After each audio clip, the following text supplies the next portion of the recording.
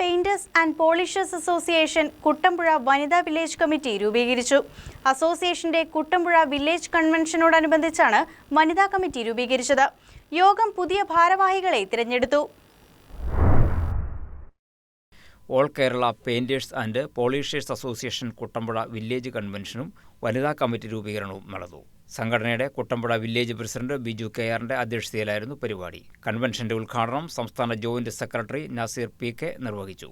ജില്ലാ സെക്രട്ടറി ഷാജി ടി.സി. യോഗത്തിൽ മുഖ്യപ്രഭാഷണം നടത്തി. Kothamangalam taluk president Dinesh PS., taluk secretary Latheef തുടങ്ങിയവർ സംസാരിച്ചു. തുടർന്ന് സംഘടനാംഗങ്ങൾക്കുള്ള മെമ്പർഷിപ്പ് ഇൻഷുറൻസ് കാർഡുകൾ വിതരണം ചെയ്തു. കുട്ടമ്പുഴ വില്ലേജിലെ വനിതകളുടെ കമ്മിറ്റിക്കും ചടങ്ങ് രൂപം നൽകി. വില്ലേജ് വനിതാ പ്രസിഡന്റ് ബിൻസി ഐസക് വട്ടമറ്റത്തിലിനെ തെരഞ്ഞെടുത്തു.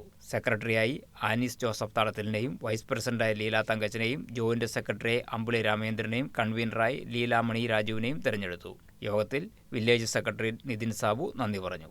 News desk KCV news.